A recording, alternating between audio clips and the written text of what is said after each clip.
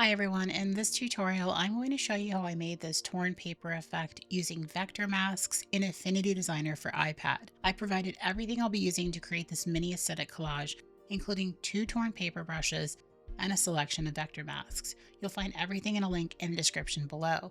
Now I am on the iPad version of the app, but if you're on the desktop, you can certainly follow along as long as you know where the tools are located. Are you ready? Let's get started. I'm going to work on a 3000 by 3000 pixel canvas set to 300 dpi. I'm going to be using texture, and that gives me the option of printing this without worrying about pixelation. I can always export it at a lower DPI if I only plan to use it on the screen. My color space is set to RGB because I'll either be printing it myself or again using it online. The majority of this collage will be created using a series of squares and the torn paper shapes that I'll use as vector masks. I'm going to create all of my shapes up front and then turn them on one by one as I need them. I need a total of 3 squares, 1 for the background shape and 2 for the image layer. So I'll select my rectangle tool. The fill color doesn't matter because I'm going to be replacing it anyway. Now I have my command controller engaged down here at the bottom right.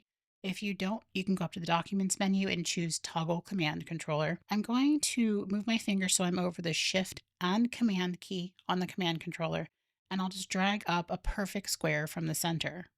I'll duplicate this twice by holding my finger down on the canvas to pull up the Quick menu, and now I have a total of 3 shapes here in my layer stack. Off camera, I've gone ahead and renamed my layers by selecting the layer, choosing the 3 dots at the top of the layers panel, tapping the top and changing the name. Again, I have a total of 3 squares. The top is going to be the paper texture for the image.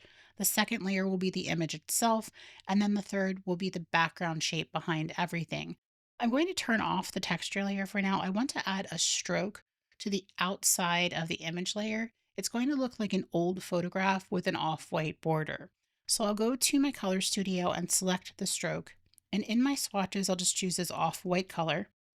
I want to head to my stroke studio because before I change the width, I want to change the alignment to inner so that it moves towards the center of the rectangle. I'll just drag the width up, and I think I'll just key in maybe 50 for now.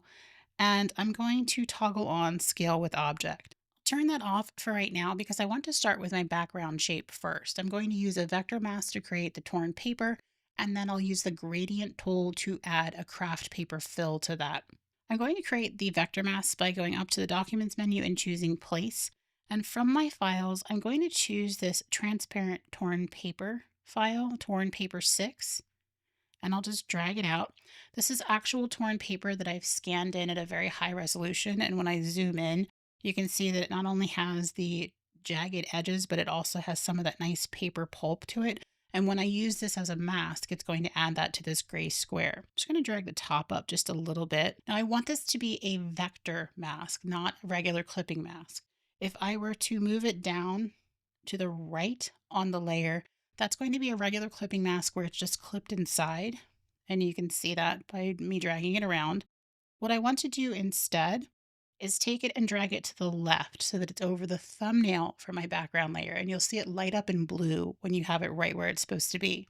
When I release, that's going to create a mask that's going to clip away everything outside of that transparent shape. Now, I want to change the sizes, but I want to make sure that I don't have the mask selected. I'm going to select the parent layer, that actual background layer, and I'll just scale this up a little bit. Next, I'm going to add my craft paper fill. So with that layer still selected, I'm going to engage my gradient tool, and I want to add this to the fill. With this drop down, I'm going to choose bitmap, and in my files, I'm going to choose this craft paper 13, and that's automatically going to place it inside. Now I like how this looks, but if I wanted to, I could scale this up using these handles, or I could move it around using this point here.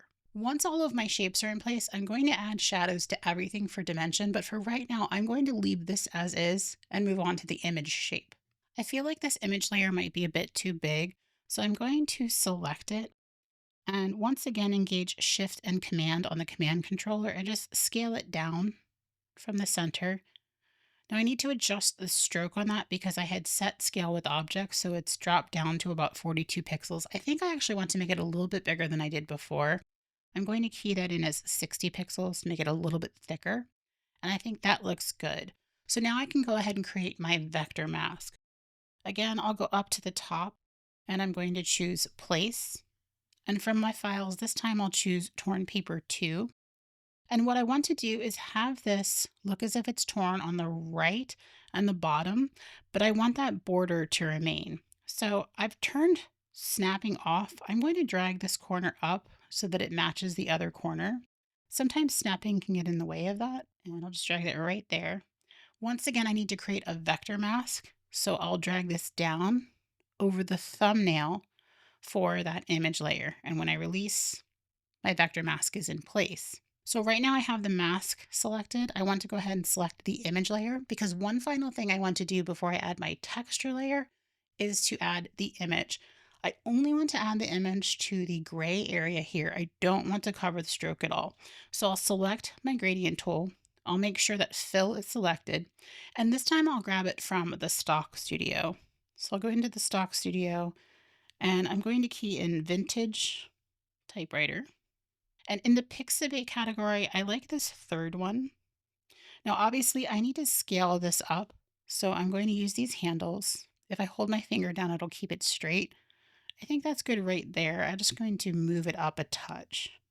This is non-destructive, so I can always adjust it if I need to. It's one of the reasons I like working with the gradient tool to add bitmap fills because I can always go back in and very easily adjust them.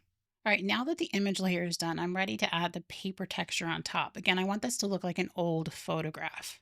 I'll turn that top rectangle on. Now remember, I changed the size of my image layer. And the reason that's an issue is because I need to create a vector clipping mask that's the same exact size as this so that the texture stays within that. So instead of pulling in a vector mask, what I'm going to do instead is create a duplicate of this image layer. So with it selected, I'll hold my finger down, choose duplicate, and again, I'm going to drag it up and over the thumbnail for the texture layer. And now I have a vector clipping mask that's the exact same size as my original image layer. But obviously I need to make a few adjustments. The first being that I need to change this from gray to my paper texture. And again, I'm going to use the gradient tool and the stock studio for that. So I'll select my gradient tool, and in my stock studio, this time I'm going to key in craft paper. And in the pixels category, I like this one by Resource Boy. So I'll just tap it and it's automatically going to add it. Now, what I want from this texture are these little bits of darker colors because that's going to give it that paper texture. I don't want the brown. So what I'm going to do is use a combination of a blend mode shift as well as blend option shift. So I'll go to my layers. With that layer selected, the first thing I'm going to do is change my blend mode. And I'm going to change it to either multiply or linear burn. In this case, with this photograph, I like how linear burn looks better because it has a little bit more of a richer quality to it. The only problem is obviously the entire thing has this sepia tone over it. So what I want to do is remove everything but the darkest parts of this image, those little specks. And I'm going to do that using blend options. I'm not going to go into great detail on how blend options work in this video because I have an entire tutorial on it here on my YouTube channel and I'll link that below. For the purposes of this project, I'm going to go to my layer options, and down at the bottom you'll see I have two graphs. I want the graph on the left, which impacts the source layer, in other words, the layer I have selected. Again, I want to remove all but the darkest parts of the image, those little flecks and bits. On the left side, it's going to impact anything dark. On the right side is going to impact anything light. So I'm going to drag down on the left side, and you can see those little specks are remaining, but everything else is pulling out. Zooming back out, I think this looks great. Again, this is completely non-destructive, whether you're talking about the blend mode or the blend options, so I can always adjust it later if I want to. One more thing I want to add before I add any shadows is some tape at the top of the image. And I'm going to do it the same way that I did the other pieces using a vector mask. So I'll go ahead and grab my rectangle tool and I'm going to drag out a rectangle. Now, of course, I could use the knife tool or something like that to add jagged edges, but what I'm going to do instead is use a transparent PNG of a piece of tape that I tore and scanned in. So I don't need a stroke on it. I'm just going to use a fill, and I'm going to change the fill in a bit. I'm going to make this a little bit bigger so that I have room to work. I'll go up to place, and from my files, I'm going to choose this tape 12. I'll drag it out. If I zoom in, you can see it's got that nice torn edge. Just bring it up to about there. I'll drag it down and over the thumbnail for that rectangle. Now this is fine, but I don't want to use the craft paper texture. I'm going to change that. So I'll select the entire layer, grab my gradient tool, and from my stock studio, I'm going to select this image right here and adjust it a bit.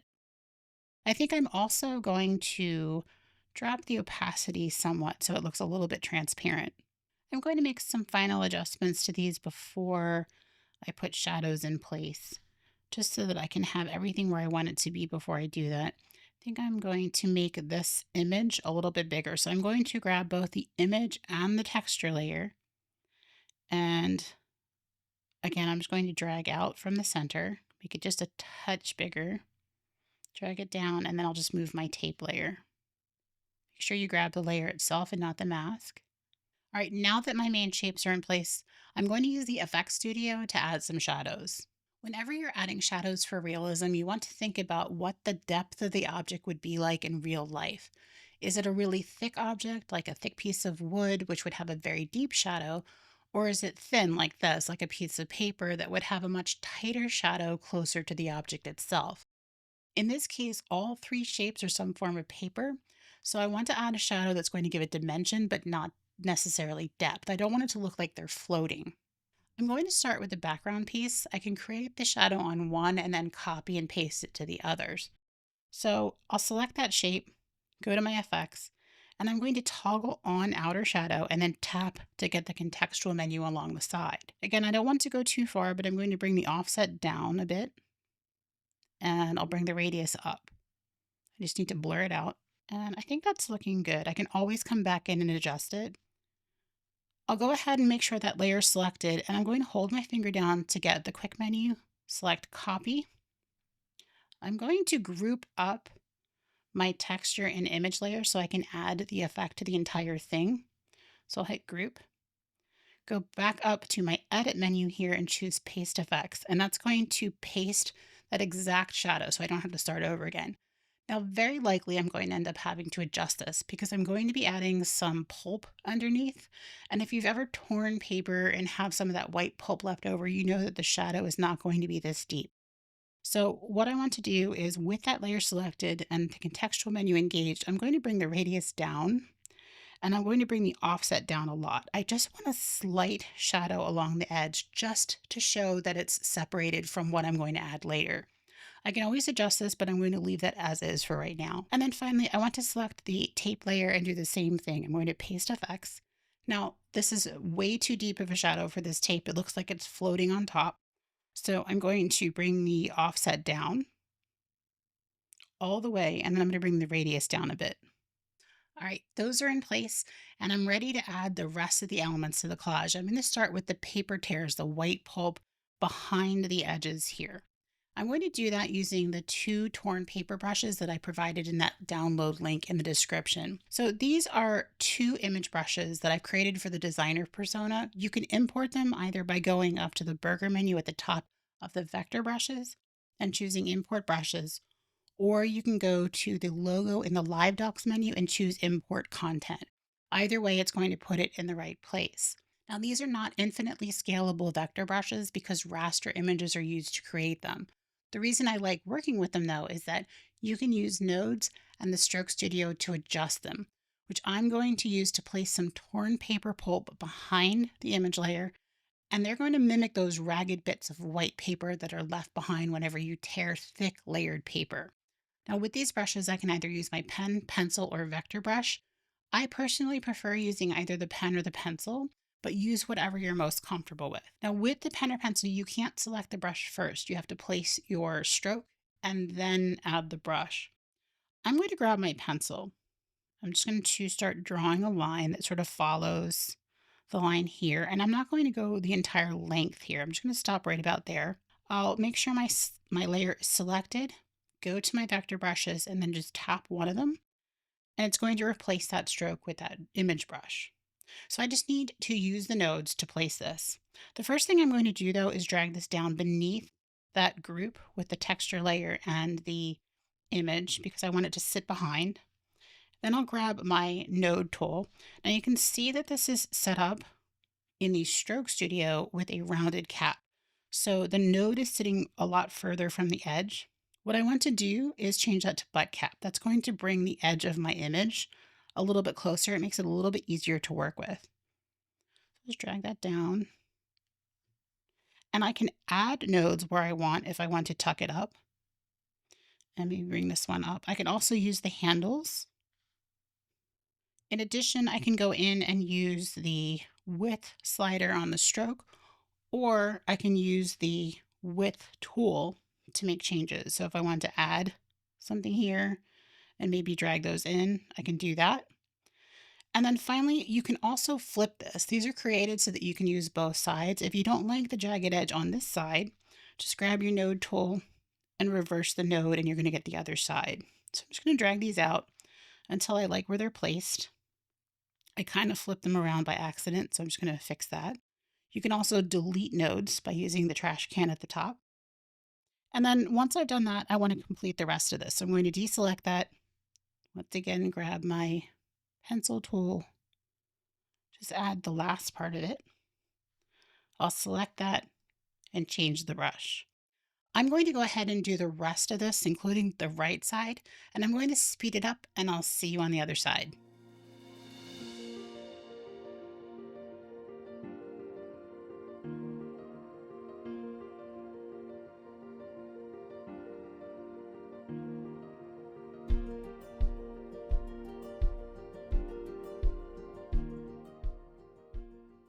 Now that that's in place, one final thing I want to do is group these up. I'm going to group the image as well as the pulp layer here.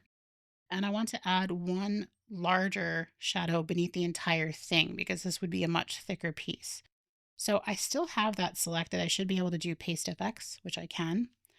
And I'm going to go into my FX Studio, tap on outer shadow and just adjust this. It's a little too deep. So I'm going to bring the offset in a little bit, as well as the radius.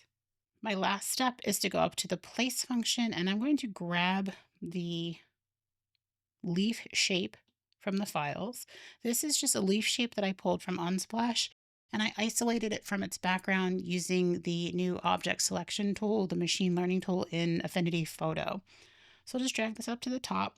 Now this particular object would have a much deeper shadow because it would be sitting up slightly from the paper.